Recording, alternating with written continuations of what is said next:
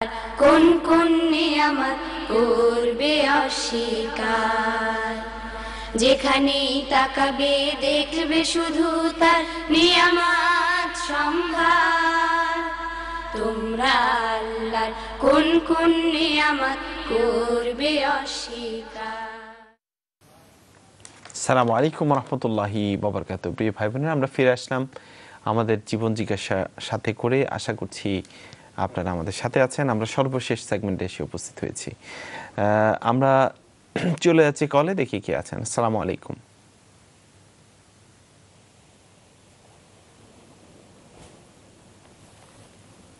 আসসালামু আলাইকুম। আচ্ছা, তার আগে আমরা মনে হয়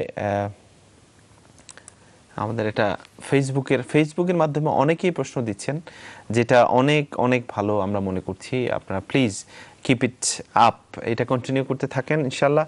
কারণ ফেসবুক তো অল দ্য টাইম যে কোনো সময় যে কোনো জায়গায় অ্যাক্সেস করা যাচ্ছে। আপনারা ফেসবুকের মাধ্যমে যারা আমাদেরকে লাইক করেছেন তারা এর মাধ্যমে কন্টিনিউ করতে পারেন। আমরা এখানে সরাসরি প্রশ্নগুলো পেয়ে যাই। এটা ভেরি গুড প্র্যাকটিস, আপনারা এটা কন্টিনিউ করবেন আশা করছি। একজন ভাই প্রশ্ন করেছেন যে অনেক বয়স্ক মানুষ, মহিলা এবং পুরুষ যারাই, তারা সময় তাদের কাটে না, তারা সময় কাটান হচ্ছে ইন্ডিয়ান চ্যানেল বা আদার্স ফিল্ম, এরকম বিভিন্ন বিষয়গুলোতে, গান, এগুলো দেখে। এখন এটা অ্যাকর্ডিং টু কোরআন হাদিস এটা আসলে কতটুকু ঠিক হচ্ছে? এটা নট অনলি শুধু বুড়োরা, আসলে ইয়াংরাও এরকম, বিশেষ করে অনেক মা বোনরা স্পেশালি বেশি। তো এই বিষয়টা আসলে কি আপনি বলবেন, সেটা একটু আমরা শোনা দরকার। এটার উত্তর আমাকে বলতে হবে না, নিশ্চয়ই যে কোনো বিবেকবান মানুষই এটার উত্তর বলতে পারবেন।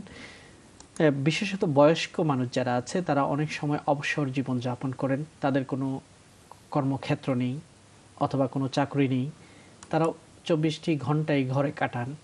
আর এই 24টি ঘন্টায় অনেক সময় অনেক পরিবারগুলোতে এমনও আছে যে সাথে হয়তো স্ত্রী নেই অথবা স্বামী নেই অথবা নাতি নাতনি নেই, ছেলে মেয়েরা বড় হয়ে গেছে, এক একজন এক এক জায়গায় চলে গেছে। বিশেষ করে ইউরোপে অন্য অন্য ধর্মাবলম্বীদের থেকে তো আমরাও এই চরিত্রগুলো নিয়ে যাচ্ছি, যে মা বাবাকে বৃদ্ধাশ্রমে প্রেরণ করা, তাদেরকে ঘরে না রাখা অথবা নিজেদের সাথে না রাখার একটা সংস্কৃতি লালন করছে। আর সেই কারণেই বয়স্ক ব্যক্তিরা সময় কাটানোর জন্য অনেক সময় টিভি নির্ভর হয়ে পড়েন, ফিল্ম নির্ভর হয়ে পড়েন। এবং টিভি নির্ভর হলে তো নিশ্চয়ই এই চ্যানেল থেকে ও চ্যানেল, ভালো খারাপ চ্যানেল সবগুলোতে যাতায়াত করতে হয়। আর এই কারণে তাদের জীবনের শেষ মুহূর্ত, যেটা অত্যন্ত গুরুত্বপূর্ণ সময়, যেই সময়কে মূল্যবান করার জন্য হযরত আবু বকর কেঁদেছেন, সাহাবায়ে কেরাম কেঁদেছেন, তারা দোয়া করেছেন, আল্লাহুম্মা জাআল খায়রা উমরি আখিরাহু ওয়া খায়রা আমালি খাওয়াতিমাহু ওয়া খায়রা আইয়ামি ইয়াওমা আলকাকা ফি।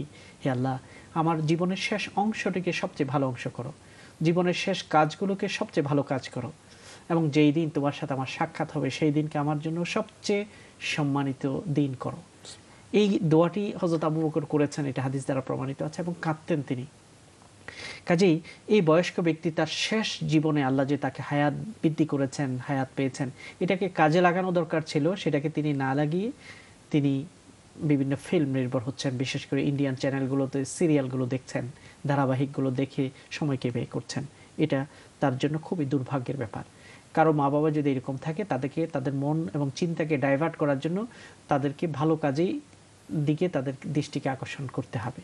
যেমন কারো যদি বয়স্ক বাবা থাকে, তাকে তার মতো আরও বয়স্ক লোকেরা অনেকে মসজিদে বসে থাকে, মসজিদে যায়, তাদের সাথে একটা সম্পর্ক করে দিতে হবে। তাহলে সেখানে তিনি একটা সাহচর্য পাবেন, অনেক মানুষের সাথে সম্পর্ক সৃষ্টি হবে, মসজিদমুখী হবে। মাকেও ভালো মহিলাদের সার্কেলের মধ্যে তাদেরকে যুক্ত করে দিতে হবে। এভাবে করে তারা যেন সময় কাটাতে পারে, এই কাজগুলো তাদেরকে করে দিতে হবে। এবং ছেলেমেয়েরাই এখন তাদের জন্য একটা অভিভাবকের মতো, কাজেই তারা তাদেরকে গাইড করবেন।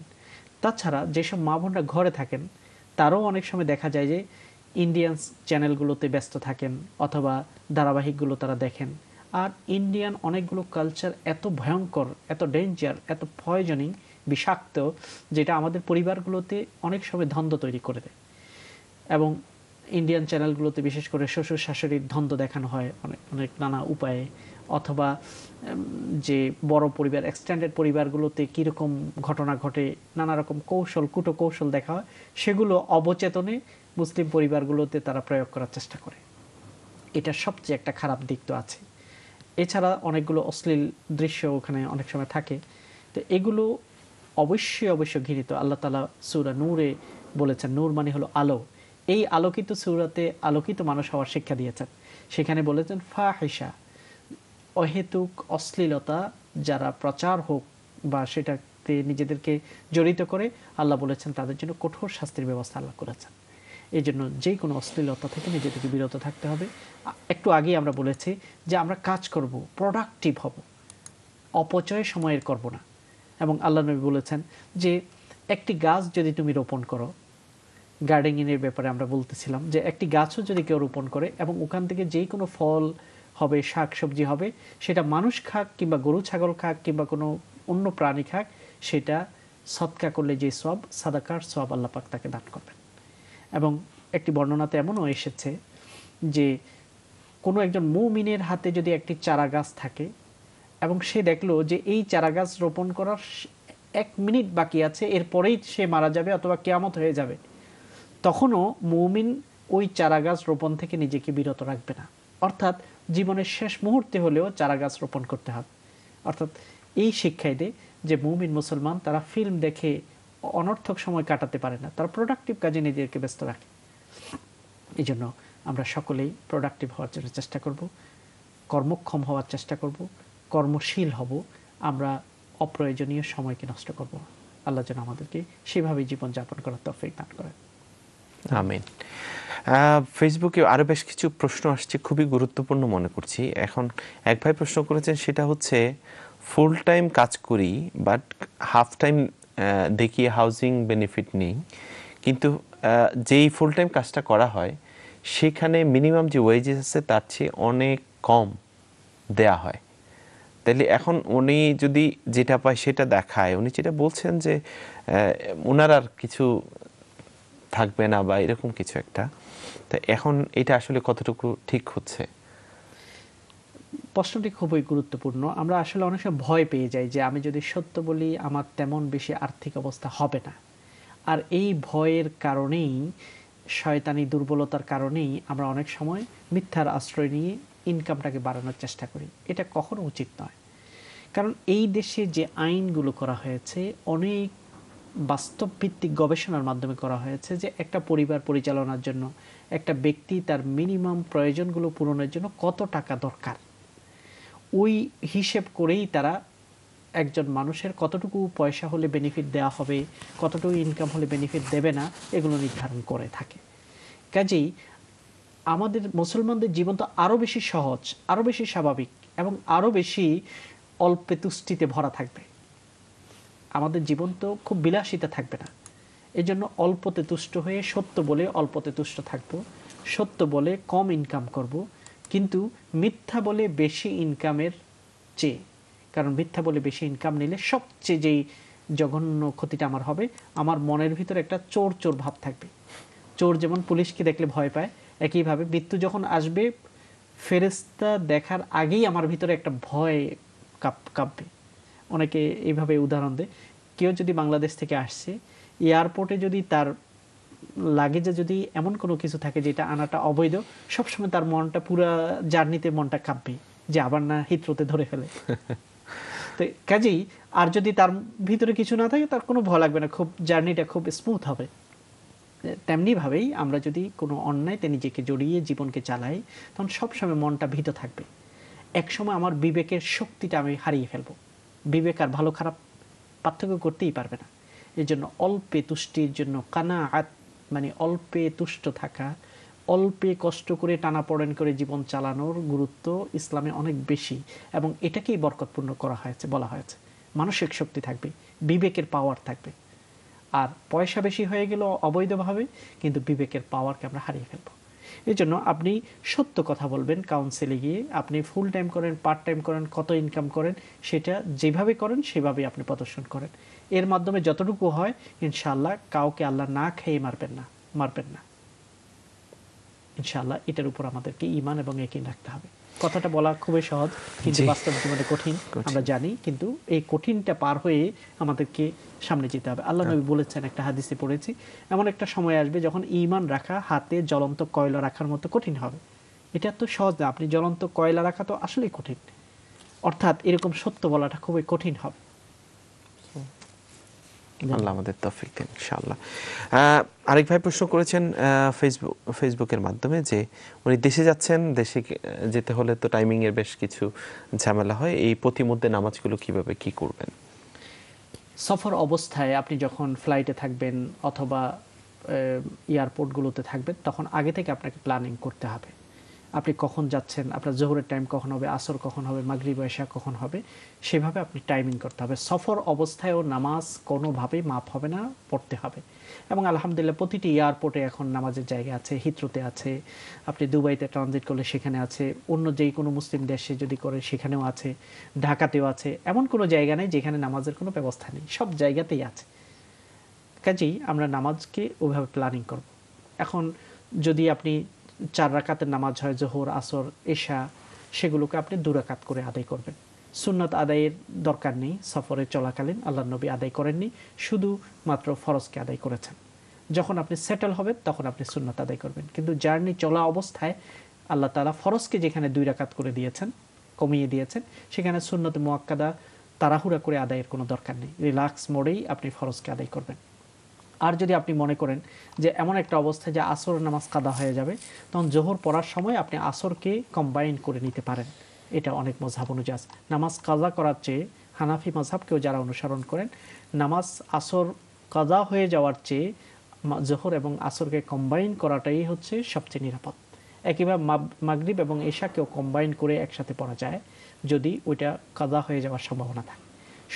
শুধুমাত্র ফজরের নামাজ, এটাকে অন্য কোনো নামাজের সাথে কম্বাইন করে পড়া যাবে না, সূর্য উদয়ের আগে আগে আপনি পড়বেন। যদি ফ্লাইট রাতে চলাকালে থাকে এবং ফজরের ওয়াক্ত হয়ে যায় ফ্লাইটে থাকতেই, তখন আপনি চেষ্টা করবেন ফ্লাইটে বসেই আপনি নামাজ আদায় করে নেওয়ার জন্য। এবং পরে যদি আপনার স্যাটিসফ্যাকশন না হয়, তাহলে পরে সেটাকে আবার রিপিট করবেন, কিন্তু টাইমলি সেটাকে আদায় করে নেওয়ার জন্য চেষ্টা করতে হবে। মুমিন সব সময় আল্লাহর সাথে কানেক্টেড থাকে। 5 ওয়াক্ত নামাজ আল্লাহর সাথে কানেক্টেড হওয়ার সবচেয়ে উত্তম উপায়। আমরা ডিসকানেক্টেড হব না, সবসময় আল্লাহর নেটওয়ার্কেই থাকার চেষ্টা করব। ধন্যবাদ। জাযাকুমুল্লাহ।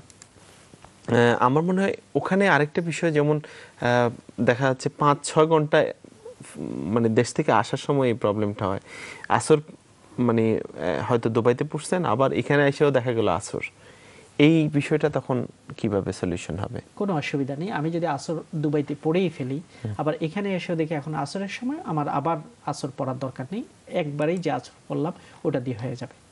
পরবর্তীতে আমরা গ্যাপ যতটুকুই হোক মাগরিবের টাইমে মাগরিব পড়বো আমরা। ওকে, ঠিক আছে। আমার মনে হয় ওই প্রবলেমটা অনেকেই ফেস করে। প্রিয় ভাই বোনেরা, আমরা চলে যাচ্ছি আমাদের দোয়াতে, আমাদের প্রোগ্রাম শেষের পথে। আমরা দোয়া এখন শোনাবো, যে গার্ডেনিং এর বিষয়টি আমরা শুনেছি ইনশাআল্লাহ। জি শাকি। ধন্যবাদ। আমরা যে দোয়াটি আসলে দোয়া নয়, এটা একটি তাসবিহ। আমরা যে তাসবিহটির কথা আজকের আলোচনায় গার্ডেনিং বলেছি, জান্নাতে কি করে আমরা গার্ডেনিং করতে পারি দুনিয়াতে থেকে, আল্লাহ নবী হযরত ইব্রাহিম আলাইহিস সালাম আমাদের নবীর মাধ্যমে মেরাজের সময় উম্মতের কাছে এই সংবাদটি প্রেরণ করেছে। আমরা তিরমিজির হাদিস থেকে দেখেছি, যেই তাসবিহটা পড়লে আল্লাহ তাআলা আমাদের জান্নাতে গাছ রোপণ করে দেবেন, সেটা হলো সুবহানাল্লাহ, আলহামদুলিল্লাহ, লা ইলাহা ইল্লাল্লাহ, আল্লাহু আকবার। এগুলো আমরা বেশি করে পড়ার চেষ্টা করব। সুবহানাল্লাহ, আল্লাহ মহান পবিত্র। আলহামদুলিল্লাহ, সকল প্রশংসা আল্লাহর। লা ইলাহা ইল্লাল্লাহ, আল্লাহ ছাড়া কোনো মাবুদ নেই। আল্লাহু আকবার, আল্লাহ সবচেয়ে মহান। এই তাসবিহগুলো আমরা আমাদের জিহ্বার সাথেই রাখবো, অটোমেটিক্যালি যেন আমরা এগুলো পড়তেই থাকি। আল্লাহ বেশি বেশি জিকির করার এবং আমাদের জিকিরকে, আমাদের জিহ্বাকে জিকিরের মাধ্যমে প্রাণ সঞ্চারিত করে রাখার তৌফিক আমাদেরকে দান করুন। জাযাকুমুল্লাহ শেখ, অসংখ্য শুকরিয়া। প্রিয় ভাই বোনেরা, আমরা শেষ করতে যাচ্ছি আমাদের আজকের জীবন জিজ্ঞাসা। চমৎকার যে আলোচনা আমরা শুনেছি, গার্ডেনিং আসলে আনন্দের, যারা করেন তারা নিজেই উপলব্ধি করেছেন। এখানকার গার্ডেনিং তো অবশ্যই আনন্দে, আর জান্নাতের গার্ডেনিংয়ের কথা আমরা শুনেছি। আবার স্মরণ করিয়ে দিতে চাই, আসেন আমরা দুনিয়া এবং আখিরাত দুইটার জন্যই চমৎকার গার্ডেনিং করি। এবং গার্ডেন থেকে যে ফলগুলো, এগুলো আসলেই অনেক ভালো লাগে। বাজার থেকে কিনে খাওয়া আর একদম ফ্রেশ তুলে খাওয়ার টেস্টটাই আলাদা। আল্লাহ যেন এরকম একটি ফ্রেশ টেস্ট দুনিয়া এবং আখিরাতে আমাদেরকে পাওয়ার সৌভাগ্য অর্জন করার তৌফিক দেন। আল্লাহর কাছে এই তৌফিক কামনা করে আজকের অনুষ্ঠান আমরা এখানে শেষ করছি। আশা করছি আগামী সপ্তাহে আমরা ইনশাল্লাহ আবারও মিলিত হব। আল্লাহ যেন তৌফিক দেন। আসসালামু আলাইকুম রহমতুল্লাহি ওয়া বারাকাতুহু। তোমরা আল্লাহর কোন কোন নিয়ামত করবে অস্বীকার, যেখানেই তাকাবে দেখবে শুধু তার নিয়ামত।